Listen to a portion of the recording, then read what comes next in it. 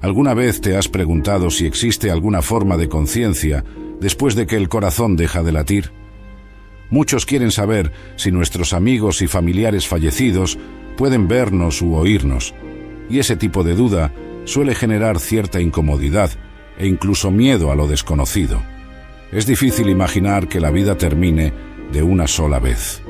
Sin embargo, al abrir las páginas de la Biblia, descubrimos respuestas claras y sorprendentes. La Escritura Sagrada nos muestra lo que de hecho sucede después de la muerte, sin mezclar leyendas o especulaciones humanas. Cada relato bíblico sobre el estado de los muertos destaca una verdad esencial, capaz de transformar nuestra forma de enfrentar la vida y el futuro. En este texto, caminaremos por los pasajes bíblicos, observando lo que dejaron los profetas y los seguidores de Jesús.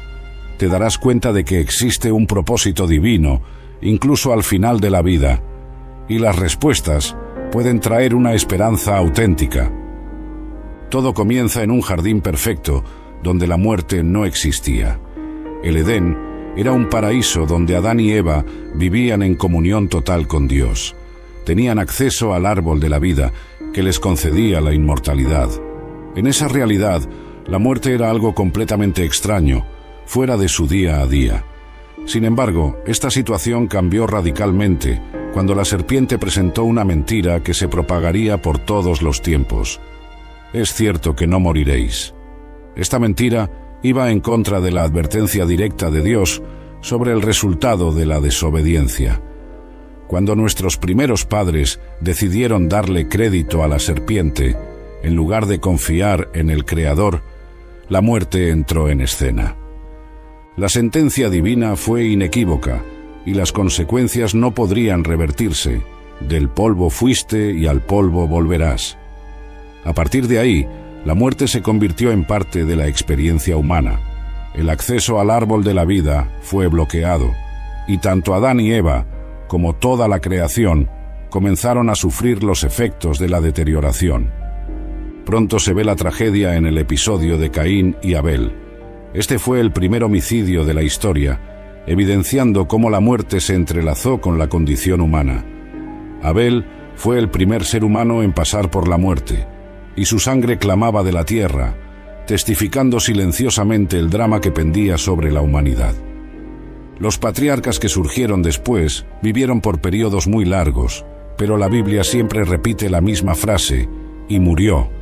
Matusalén, por ejemplo, vivió 969 años, pero ni él escapó de ese destino que afecta a todos. La muerte difundió sus efectos por todo el planeta, afectando a las personas, los animales e incluso las plantas, que ahora también pasaban por ciclos de nacimiento, envejecimiento y muerte. Pablo explica en Romanos que la paga del pecado es la muerte, y que la muerte ha entrado a todos porque todos pecaron. Ante tal realidad, es natural preguntarnos, ¿será este el fin absoluto? ¿Existe esperanza más allá de la tumba? A través de los profetas, Dios comenzó a revelar una respuesta que alcanzó su punto más alto en Jesucristo, cuando declaró: «Yo soy la resurrección y la vida». La historia sobre cómo surgió la muerte no es solo un relato histórico, es la clave para entender por qué morimos y, más que eso, si hay solución para este impasse universal. Este punto de partida también aclara cómo funciona el plan divino que promete restauración y vida eterna. El concepto de alma en las Escrituras. Hay mucha confusión cuando se trata de lo que la Biblia dice sobre el alma. Algunos creen que el alma deja de existir al morir, pero las Escrituras revelan algo diferente. El alma permanece viva, pero en un sueño profundo, como describe Pablo, esperando el juicio final para entrar en su destino eterno. Esta perspectiva, presente en diversos pasajes bíblicos, puede sorprender a quienes entienden la muerte solo como un fin definitivo. Volvamos al principio, a la creación del hombre, según Génesis 2:7. Dios formó a Adán del polvo de la tierra, sopló en sus narinas el aliento de vida, y él se convirtió en un alma viviente. Aunque el texto muestra que el ser humano fue creado a partir de la unión entre cuerpo y espíritu, otros pasajes indican que esa alma continúa existiendo después de la muerte, esperando o la vida celestial o el castigo eterno, según el veredicto divino. El Nuevo Testamento trae ejemplos de esta inmortalidad. En Mateo 25, 4 y 6, Jesús habla de dos caminos opuestos, la vida eterna o el castigo eterno.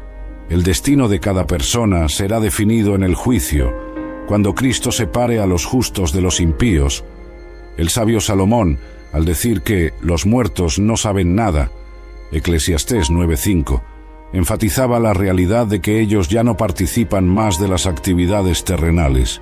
La palabra alma aparece repetidamente en las Escrituras y en muchos contextos describe algo que subsiste incluso después de la muerte física, pero inconscientemente, como explicaré más adelante.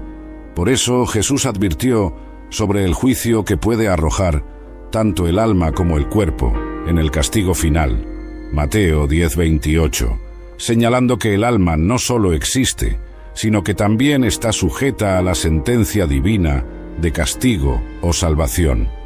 El propio Señor mencionó un fuego eterno, Mateo 25, 4 y 1, preparado para el diablo y sus ángeles, donde también irán los que rechazan la gracia divina. En este contexto, entendemos que el alma, por ser inmortal, o experimentará la plenitud en el cielo, el descanso junto a Cristo, 2 Corintios 5, 8, o será expuesta a las llamas que no se apagan, Marcos 9, 43. Así, cuando comprendemos a la luz de la Biblia que el alma no se extingue en la muerte, sino que sigue viva, nuestra visión de la vida y la eternidad se expande. No se trata de especulación humana, sino de una verdad bíblica que apunta a la responsabilidad de cada uno en relación con Dios. Al fin y al cabo, si el alma existe incluso después del último suspiro, necesitamos considerar seriamente dónde pasaremos la eternidad. Pablo deja claro que nuestra mayor esperanza está en Cristo, quien juzgará vivos y muertos, 2 Timoteo 4:1. Para quien es salvo, el estado eterno es de comunión con Dios, una vida celestial. Para quien rechaza el plan de salvación, aguarda el lago de fuego, Apocalipsis 20, 14, 15. Por lo tanto, la inmortalidad del alma, unida al juicio venidero, es un recordatorio solemne de que nuestras elecciones tienen consecuencias eternas, ya sea para disfrutar de la presencia de Dios o para enfrentar el castigo final, el estado consciente versus inconsciencia. Uno de los puntos que más despierta curiosidad sobre la muerte es el debate sobre la conciencia o inconsciencia. ¿Será que las personas que murieron tienen algún tipo de percepción en algún lugar? ¿Ven o escuchan lo que sucede en la tierra? La Biblia responde a estas preguntas de forma sorprendentemente objetiva. En Eclesiastés encontramos una de las declaraciones más fuertes respecto al estado de los muertos. Porque los vivos saben que van a morir, pero los muertos no saben nada, y ya no tienen recompensa, porque su memoria yace en el olvido. También su amor, su odio y su envidia perecieron. Con esto, queda claro que no existe actividad consciente en la muerte. Es como pensar en alguien en sueño profundo, sin sueños. La Biblia usa varias veces la figura del sueño para describir la muerte. Cuando Lázaro murió, Jesús dijo: «Nuestro amigo Lázaro duerme, pero lo despertaré». Los discípulos pensaron que era solo un descanso normal, pero Jesús estaba hablando de la muerte de Lázaro. David, considerado un hombre conforme al corazón de Dios, también habla sobre este tema en sus salmos, destacando que los muertos no alaban al Señor, ni los que descienden al silencio. Si las personas buenas fueran inmediatamente al cielo después de fallecer, ¿no sería natural que estuvieran alabando a Dios? Juan, en su visión apocalíptica, ve las almas de los mártires que fueron muertos por su fe, clamando por justicia ante Dios. Dicen: «¿Hasta cuándo, oh Señor soberano, santo y verdadero, no juzgas ni vengas nuestra sangre de los que habitan sobre la tierra?» El libro de Apocalipsis es altamente simbólico. El altar remite al altar de sacrificio, indicando que estas almas dieron sus vidas como sacrificio a Dios. El clamor por justicia refleja la necesidad del cumplimiento final de la justicia divina. Esta escena generalmente se interpreta como una representación simbólica del anhelo universal de los justos, especialmente de aquellos que sufrieron injustamente, por ver la justicia de Dios plenamente realizada. No significa necesariamente que todas las almas de los muertos fieles estén en un estado consciente activo, sino que Dios, en su soberanía, está al tanto de sus vidas, sacrificios y sufrimientos. En el libro de Job, en medio de toda su angustia, hay una descripción interesante. El hombre que muere yace y no se levanta. Mientras existan los cielos, no despertará ni será despertado de su sueño. Esto refuerza la idea de que la muerte es un estado de inconsciencia total. El profeta Daniel también compara la muerte con un sueño. Él dice que muchos de los que duermen en el polvo de la tierra despertarán durante la resurrección. Este lenguaje uniforme, a lo largo de toda la Biblia, apunta a la muerte como un estado de inconsciencia completa. Cuando el rey Saúl fue a consultar a la médium de Endor, convencido de que conversaría con el profeta fallecido Samuel, la narrativa bíblica muestra un ejemplo de cómo las personas pueden engañarse sobre lo que sucede después de la muerte. La Biblia es clara al afirmar que los muertos no saben nada. Entonces, lo que apareció ante Saúl no podría haber sido Samuel de verdad. En el día de Pentecostés, Pedro hizo una declaración impresionante respecto a David, porque David no subió a los cielos. Si los justos fueran directamente al cielo después de la muerte, David ciertamente estaría allí. Pero Pedro fue enfático al decir que no. Saber que los muertos están inconscientes también sirve como protección contra falsos signos espirituales. Si entendemos que realmente duermen, no caeremos en engaños de supuestas apariciones de personas que ya partieron. El sueño de los muertos en la Biblia, la expresión dormir o adormecerse, se usa repetidamente en la Biblia para referirse a la muerte, y esto no ocurre por casualidad. Este lenguaje nos revela una verdad profunda sobre la condición de quien murió y nos ayuda a entender mejor el plan divino. Jesús utilizó esta analogía de forma notable cuando fue llamado por Jairus. Mientras todos lamentaban la muerte de su hija, él dijo: «La niña no está muerta, sino que duerme». Las personas se rieron, pues sabían que ella había fallecido de verdad. Para Jesús, la muerte era como un sueño del cual él podía despertarla. El caso de Lázaro va aún más lejos. Al saber de su muerte, Jesús advirtió a los discípulos: «Nuestro amigo Lázaro duerme, pero lo despertaré». Ellos no entendieron al principio, pues pensaban que dormir era algo positivo, una señal de descanso. Entonces Jesús aclaró: «Lázaro murió». Esta metáfora del sueño encaja bien con lo que sucede en la muerte. Piensa en alguien que duerme profundamente por 8 horas. Al despertar, puede tener la sensación de que solo un instante pasó. Así, para quien muere, el próximo momento de conciencia será en la resurrección. El apóstol Pablo usa esta figura en varias cartas. En 1 Tesalonicenses 4, consuela a los cristianos diciendo que no deben entristecerse por los que duermen. Explica que en el regreso de Jesús, los que murieron en Cristo resucitarán primero. Ver la muerte como un sueño trae consecuencias prácticas muy claras. Primero, esto quita la angustia de imaginar a nuestros seres queridos sufriendo en algún lugar, pues están descansando, esperando la resurrección. También sirve de barrera contra engaños de supuestas comunicaciones con los muertos. Si entendemos que realmente duermen, sin conciencia, queda claro que cualquier aparición de alguien fallecido es una falsificación. Daniel refuerza esta idea al decir que muchos de los que duermen en el polvo resucitarán.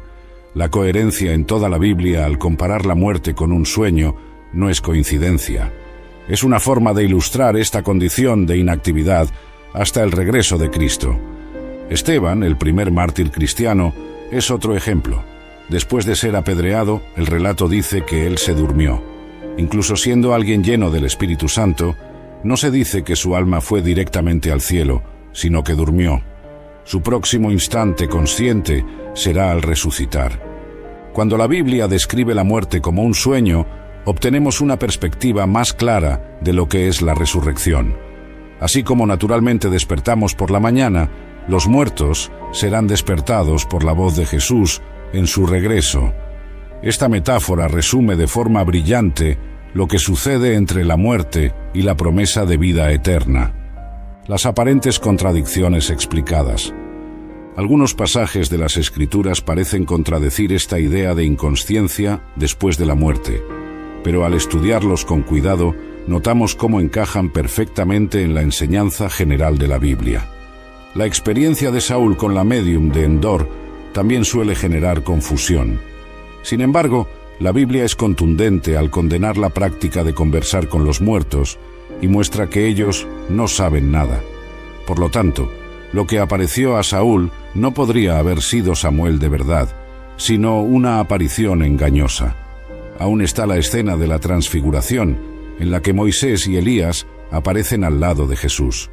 Pero recordemos que Elías fue llevado a los cielos sin pasar por la muerte, y Moisés tuvo una resurrección especial, como indica Judas. No era la aparición de espíritus sin cuerpo, sino personas reales en estado glorificado. Cuando Pablo dice que le gustaría partir y estar con Cristo, algunos suponen que esto significa conciencia inmediata después de la muerte. Pero para el fallecido, el próximo momento de conciencia ocurre en la resurrección, y ahí sí todos los creyentes se encontrarán con Cristo al mismo tiempo. En Apocalipsis hay mártires clamando bajo el altar, pero se trata de un lenguaje simbólico, como gran parte del libro. Estos símbolos representan verdades espirituales y no describen de forma literal el estado de quien murió. Todas estas posibles contradicciones desaparecen cuando analizamos el contexto, el estilo literario y el mensaje global de las Escrituras. La Biblia entera, de forma consistente, presenta la muerte como un sueño sin conciencia, del cual seremos despertados en la resurrección. El Sheol y el Hades, ¿qué significan? Cuando estudiamos lo que la Biblia dice sobre la muerte, encontramos dos palabras específicas: Sheol, en el Antiguo Testamento, en hebreo, y Hades, en el Nuevo Testamento, en griego. Han generado dudas a lo largo de los siglos.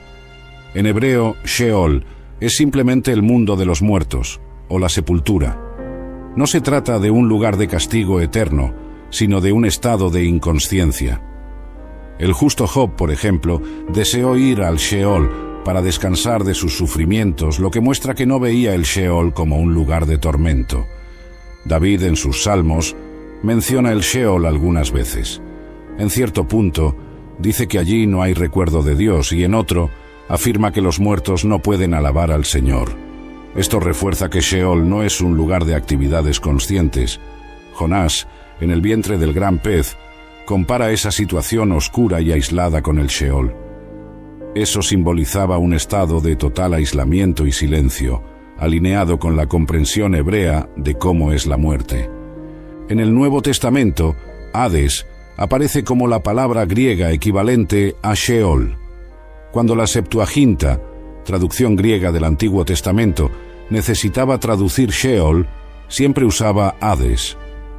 Esto muestra que ambas palabras son sinónimas.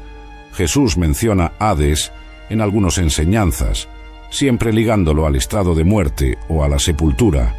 Cuando declara que las puertas del Hades no prevalecerán contra la Iglesia, se refiere al poder de la muerte, que no podría vencerla. Ya en el libro de Apocalipsis, Hades surge asociado a la muerte, presentándose como una condición temporal, que al final será destruida, arrojada al lago de fuego. Esto confirma que no estamos hablando de algo eterno, sino de un estado que será extinguido. Ni Sheol ni Hades son citados como lugares de tormento sin fin. Esta noción se afianzó en parte por la influencia de creencias paganas y ideas de la mitología griega. Bíblicamente, son solo definiciones de la realidad de la muerte y la sepultura. Entender el verdadero significado de estos términos ayuda a evitar errores de interpretación, mostrando que, según la Biblia, quien descendía al Sheol o Hades simplemente moría y iba a la sepultura. Esta comprensión mantiene la coherencia de la enseñanza bíblica general sobre la muerte y resalta aún más la promesa de la resurrección, la historia del rico y Lázaro. Explicada, uno de los relatos más incomprendidos respecto al estado de los muertos es la parábola del rico y Lázaro, Lucas 16. Algunos usan este texto para defender la idea de que al morir la persona permanece consciente en algún lugar, pero un examen más profundo revela otra cosa. Primero, es bueno recordar que esta historia forma parte de una serie de parábolas de Jesús. Él acababa de contar parábolas como la oveja perdida, la moneda perdida, el hijo pródigo y el administrador infiel. Todas eran ilustraciones espirituales, no descripciones literales. En esa época, circulaban historias populares entre los judíos sobre el seno de Abraham y diálogos entre muertos para enseñar lecciones morales. Jesús usó este género culturalmente conocido para transmitir enseñanzas serias sobre responsabilidad personal y consecuencias eternas. Si analizáramos el texto como algo literal, tendríamos que creer que las personas en el cielo pueden dialogar con quienes están sufriendo, o que una simple gota de agua podría amenizar las llamas del tormento. Además, no se habla de cielo, sino del seno de Abraham, un concepto que por sí solo no aparece en otro lugar para definir la morada post-mortem. El punto principal de la parábola es mostrar la importancia de escuchar la palabra de Dios mientras se tiene oportunidad, y no proporcionar una lección detallada sobre el estado de quien muere. El rico, que ignoró las advertencias divinas, suplicaba que Lázaro fuera a avisar a sus familiares, pero la respuesta fue contundente: si ellos no escuchan a Moisés y a los profetas, tampoco creerán, aunque alguien resucite de entre los muertos. Poco después, el propio Jesús resucitó a un Lázaro, Juan 11, y no hay ningún relato de él contando experiencias post-mortem. Esto refuerza la idea de que las parábolas de Jesús no eran una lección literal sobre la vida más allá de la tumba, sino un recurso de enseñanza para traer lecciones espirituales profundas. El ladrón en la cruz, entendiendo la promesa. La conversación entre Jesús y el ladrón en la cruz es otro texto que muchos usan para sostener la idea de conciencia inmediata después de la muerte. Jesús dice: «En verdad te digo que hoy estarás conmigo en el paraíso». Pero, ¿acaso quiso decir que el ladrón entraría al paraíso ese mismo día? Observemos un detalle fundamental. El propio Jesús no fue al paraíso ese día. Después de resucitar, él le dice a María: «Todavía no he subido a mi Padre». Entonces, si Jesús no fue al paraíso, ¿cómo pudo el ladrón haber ido? La explicación está en el uso de la puntuación, algo que no existía en los manuscritos griegos. Dependiendo de dónde coloquemos la coma, la frase adquiere otro sentido. «En verdad te digo hoy, estarás conmigo en el paraíso». De esta manera, el enfoque está en la énfasis que Jesús da a hoy, incluso en medio del sufrimiento de la cruz. Además, la petición del ladrón era que Jesús lo recordara cuando volviera a su reino, mostrando que el propio ladrón veía un evento futuro, no algo inmediato. La expresión «te digo hoy» ocurre varias veces en la Biblia como una forma de dar fuerza a lo que se está diciendo. Por lo tanto, Jesús estaba declarando, en ese instante de dolor y humillación, que la promesa de salvación para ese hombre arrepentido estaba garantizada. Esta es una de las mayores demostraciones de gracia en la Biblia. El ladrón, que vivió una existencia criminal, encontró perdón y esperanza genuina en sus últimos instantes a través de su fe en Cristo. Sin embargo, este pasaje no enseña conciencia inmediata después de la muerte. Así como todos los que mueren en Cristo, el ladrón está durmiendo y será resucitado cuando Jesús regrese. El próximo instante de conciencia para él será al estar con el Señor en gloria, los 144.000 y la primera resurrección. Las Escrituras mencionan dos resurrecciones, y la primera de ellas está ligada a un grupo especial en Apocalipsis, los 144.000. ¿Quiénes serían ellos y qué tienen que ver con esta primera resurrección? En el libro de Apocalipsis, los 144.000 aparecen con el nombre de Dios en la frente, descritos como primicias para el Señor y para el Cordero. Hay un lenguaje de pureza espiritual, llamados vírgenes, simbolizando lealtad total a Dios. El número 144.000, 12 por 12 por 1000, se entiende frecuentemente de forma simbólica, expresando la totalidad y perfección del pueblo fiel de Dios. No es algo que debamos interpretar de manera estrictamente literal. La primera resurrección, destacada en Apocalipsis 20, se llama resurrección de los justos. Pablo aborda el tema en 1 Tesalonicenses 4, enfatizando que, cuando Jesús regrese, los muertos en Cristo resucitarán primero. Este es el momento glorioso en que Jesús retorna y devuelve a la vida a todos los que le fueron fieles. Juan dice: bienaventurado y santo es aquel que tiene parte en la primera resurrección. Estos resucitados no enfrentan la segunda muerte y reinarán con Cristo durante 1000 años, el llamado milenio. Durante este período, los salvos participarán del juicio. Según Pablo, menciona que los santos juzgarán al mundo e incluso a los ángeles. El objetivo es dejar claro a todo el universo que el juicio divino fue justo y transparente. La primera resurrección marca el comienzo del milenio. Los fieles que estaban muertos resucitan, los fieles vivos son transformados, todos se encuentran con el Señor en los aires, y la tierra queda desolada, sirviendo como prisión para Satanás y sus ángeles caídos. Los 144.000 ocupan un papel especial en este contexto. La Biblia los describe viviendo una victoria singular sobre el pecado en los momentos finales de la historia humana, pasando por el tiempo de angustia sin ver la muerte. Cantan un cántico que nadie más que ellos puede aprender, algo que refleja una experiencia única de fidelidad en el conflicto final. La primera resurrección representa el cumplimiento de la gran esperanza cristiana. No es un estado espiritual vago, sino una resurrección corporal, parecida a la que Jesús experimentó. Los justos reciben cuerpos glorificados, libres de enfermedades y de la muerte. La segunda resurrección y el juicio.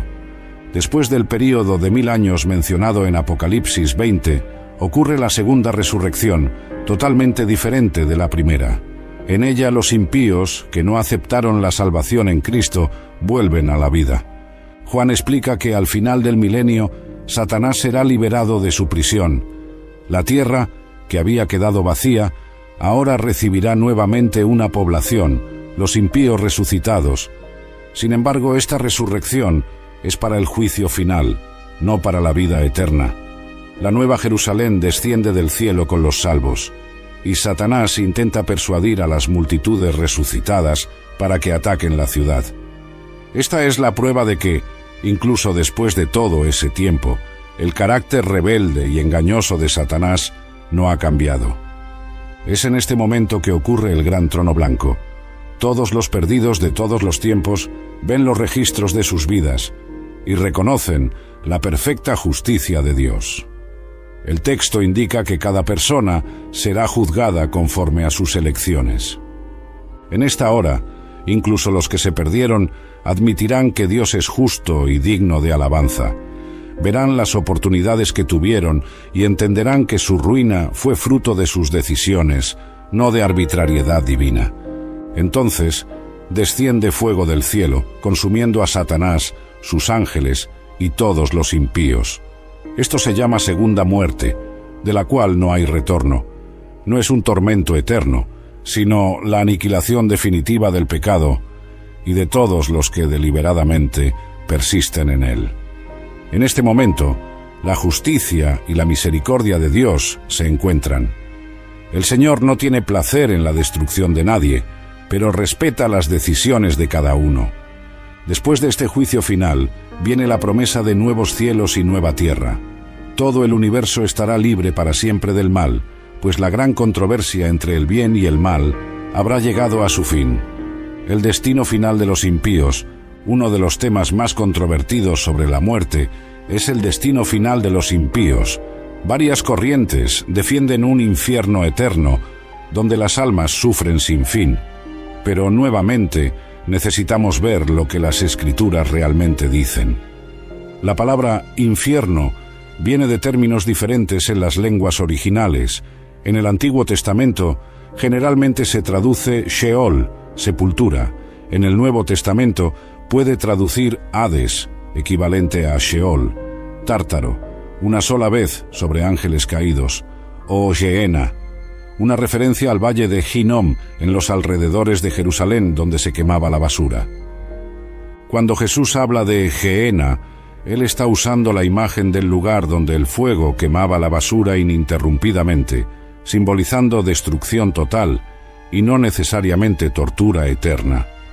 La Biblia es muy directa al afirmar que la paga del pecado es la muerte, no una vida interminable en sufrimiento. Juan 3:16 da solo dos opciones: vida eterna o perecer. La creencia de un alma inmortal sufriendo para siempre no encuentra una base firme en las Escrituras. El profeta Malaquías describe que los impíos serán quemados como paja, no quedando ni raíz ni rama. Pedro compara la destrucción final de los impíos con el diluvio, un evento que acabó de una vez con el mundo de aquella época. Cuando la Biblia habla del fuego eterno, hace referencia a las consecuencias definitivas de ese fuego, no a su duración sin fin. Judas 7 menciona Sodoma y Gomorra como ejemplo de venganza del fuego eterno, pero sabemos que aquellas ciudades no están ardiendo hasta hoy. Dios no siente placer en aniquilar al impío. Él pregunta en Ezequiel: ¿tendría yo placer en la muerte del impío? La destrucción final se describe como su obra extraña, algo que no refleja su deseo, pero que se vuelve necesario para erradicar el mal. El mismo fuego que elimina a los impíos purifica el planeta, y entonces Dios crea nuevos cielos y nueva tierra. No habrá más llanto, dolor ni luto. La segunda muerte, aquella de la cual no hay retorno, cierra definitivamente el ciclo del pecado. Este entendimiento del destino final de los impíos está alineado con el carácter amoroso de Dios. Él no torturaría a las personas eternamente. La justicia divina exige el fin del pecado, pero incluso en la destrucción hay misericordia, pues es rápida y definitiva. La vida eterna, lo que la Biblia enseña. El mayor don de Dios para la humanidad es la vida eterna. Pero ¿cómo la describe la Biblia? ¿Qué significa realmente vivir para siempre desde la perspectiva de las Escrituras? Jesús dio una definición sorprendente. La vida eterna es esta: que te conozcan a ti, el único Dios verdadero, y a Jesucristo, a quien enviaste. Es decir, la vida eterna no se limita a existir para siempre, sino que incluye una relación profunda e íntima con Dios. Pablo recuerda que solo Dios posee la inmortalidad por naturaleza, dejando claro que la vida eterna es un regalo que recibimos por medio de Cristo. Ahora mismo, por la fe, podemos disfrutar de un vistazo de esa vida, pero se manifestará plenamente en la resurrección. Juan dice que seremos semejantes a Cristo cuando Él se manifieste. Esto sugiere una transformación completa, no solo física, sino moral y espiritual. Nuestros cuerpos resucitados serán como el cuerpo de Jesús después de su resurrección, perfectos e incorruptibles. Pablo hace una descripción notable de esta transformación. Se siembra en corrupción, resucita en incorruptibilidad. Se siembra en deshonra, resucita en gloria. Se siembra en debilidad, resucita en poder. Vamos a recibir cuerpos que no envejecen, no enferman y nunca más mueren. En las visiones de Apocalipsis 21 y 22 se dice que no habrá muerte, ni llanto, ni dolor en el mundo venidero, pues todo lo que causa sufrimiento habrá pasado. La maldición del pecado dejará de existir y la naturaleza recuperará su perfección original. En la nueva tierra viviremos en armonía con toda la creación, plantando, construyendo y disfrutando de cada actividad sin la sombra del fracaso. Y lo más importante, estaremos en la presencia de Dios, contemplando su rostro. La comunión que Adán y Eva tenían en el Edén será restaurada, pero a un nivel aún más profundo, pues tendremos la experiencia de la redención. Habrá aprendizaje y crecimiento infinitos. Todo el universo se abrirá para nuestra exploración. Estudiaremos los misterios de la creación, descubriendo aspectos cada vez más maravillosos del carácter y el amor de Dios. Nuestros relacionamientos también serán renovados. Las familias que fueron separadas por la muerte se reencontrarán, las amistades serán retomadas, y todos viviremos en perfecta armonía. No existirá más celos, resentimientos o cualquier barrera que impida la unión. La vida eterna no será aburrida ni ociosa. Tendremos un propósito eterno, creciendo en conocimiento y alegría. Cada día traerá nuevas aventuras y oportunidades de alabar al Creador de maneras inéditas. El nuevo cielo y la nueva tierra. Después de la destrucción final del mal, Dios creará nuevos cielos y nueva tierra, donde habita la justicia. Esto no es una mera reforma del planeta actual, sino una recreación completa, sin ningún rastro de pecado. El apóstol Juan, en Apocalipsis, describe la nueva Jerusalén descendiendo de los cielos, adornada como una novia para su esposo. Esta ciudad será la sede del gobierno divino, con el trono de Dios en medio de su pueblo. Sus dimensiones son impresionantes, cerca de 2.200 kilómetros de longitud, altura y anchura. La ciudad brilla con muros de jaspe, calles de oro puro como el vidrio, y cada uno de los 12 fundamentos adornado con una piedra preciosa diferente. Las 12 puertas están hechas cada una de una única perla. Es un lenguaje figurado para expresar una belleza indescriptible. En el centro de la Nueva Jerusalén corre el río de la vida, flanqueado por el árbol de la vida que da 12 frutos al año. Las hojas de este árbol traen curación, en referencia clara al Edén restaurado.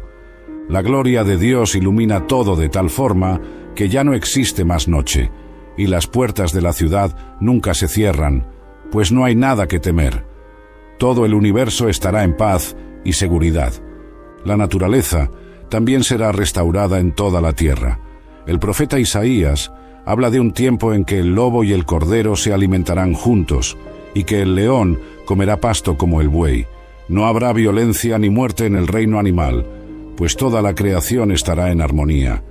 Los redimidos construirán casas, plantarán viñas y comerán de sus frutos.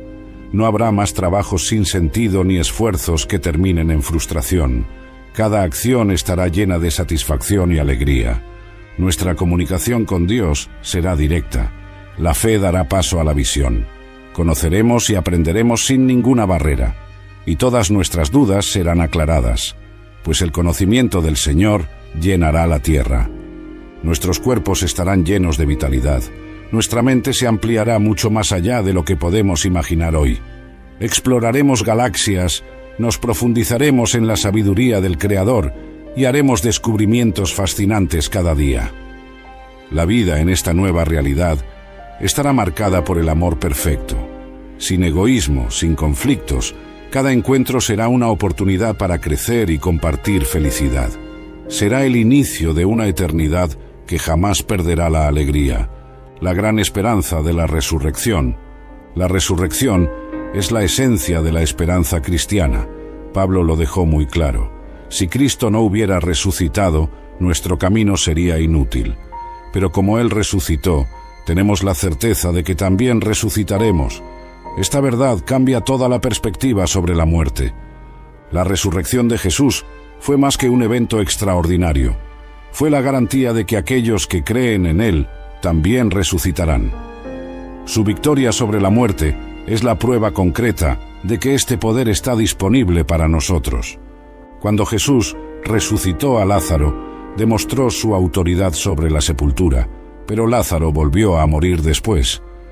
La resurrección definitiva es la que espera a los salvos, en cuerpos glorificados, sin nunca más experimentar la muerte. Pablo describe la escena de forma vívida. En un momento, en un abrir y cerrar de ojos, al sonido de la última trompeta, los muertos resucitarán incorruptibles, y nosotros seremos transformados. Todo sucederá de manera repentina, pero perfecta. Nuestros cuerpos resucitados serán reales, como el cuerpo de Jesús después de su resurrección. Él comía con los discípulos y ellos lo tocaban, pero Él también podía atravesar paredes y moverse de forma sobrenatural. Entender la resurrección nos hace ver la muerte como un sueño temporal. Pablo dice que no nos entristezcamos como personas sin esperanza, pues sabemos que la tumba no tiene la palabra final. Esto también cambia la forma en que vivimos hoy. Si vamos a resucitar, entonces hay un propósito eterno en cada elección que hacemos. Nuestras actitudes van más allá de este corto periodo de vida. La resurrección también será un reencuentro emocionante. Familias separadas por la muerte se abrazarán nuevamente. Amistades interrumpidas serán retomadas. Y todos los salvos de las diferentes épocas de la historia se unirán en adoración a Cristo. Quienes participan en la primera resurrección están seguros para siempre. La segunda muerte no los afectará. Reinarán con Cristo 1000 años y después heredarán la tierra renovada por toda la eternidad. Es esta esperanza la que nos da valor para enfrentar cualquier desafío. Como Pablo podemos afirmar: para mí, el vivir es Cristo y el morir es ganancia. La muerte deja de ser un fin desesperanzador y se convierte solo en la puerta de entrada a la vida que nunca acaba. ¿Cómo esta verdad afecta nuestra vida? Saber lo que la Biblia enseña sobre la muerte y la resurrección transforma profundamente la manera en que vivimos. Estas creencias no son solo una cuestión teórica, sino algo que impacta nuestras elecciones, emociones y visión del mundo. Primero, esto nos protege de fraudes espirituales. Entender que los muertos realmente duermen impide que seamos engañados por supuestas comunicaciones con quienes ya murieron. Cualquier manifestación en este sentido contraviene la Biblia. También cambia nuestra relación con la pérdida. Es doloroso despedirse de alguien a quien amamos, pero, al mismo tiempo, llevamos la certeza de que esa separación es temporal. El duelo viene, pero no desesperamos como quienes no tienen esperanza. Esta visión bíblica sobre la muerte nos libera del miedo que muchos tienen a lo desconocido. Aunque la muerte es real, fue derrotada por Cristo, y la promesa de la resurrección nos da seguridad para mirar hacia adelante. Empezamos a valorar aún más el tiempo presente. Esta vida es nuestra oportunidad para elegir el camino que seguiremos. Es el momento de profundizar nuestra experiencia con Dios, pues no existe ninguna segunda oportunidad después de la muerte. También vemos el cuerpo de manera diferente. No es una cárcel para el alma, sino parte de nuestro ser. Lo cuidamos como templo del Espíritu Santo, pues será resucitado y transformado cuando Cristo vuelva. Este entendimiento refuerza la justicia divina. Aunque muchas injusticias no se resuelvan ahora, confiamos en que habrá un ajuste de cuentas final. Dios juzgará con perfección, y esto trae paz al corazón. En resumen, saber que la muerte es un sueño temporal y que la verdadera vida eterna se concreta en la resurrección, transforma nuestra manera de enfrentar las pérdidas, vivir la fe y relacionarnos con Dios. Es un mensaje de esperanza que ilumina cada paso, recordándonos que, en Cristo, ni siquiera la muerte puede separarnos del amor divino.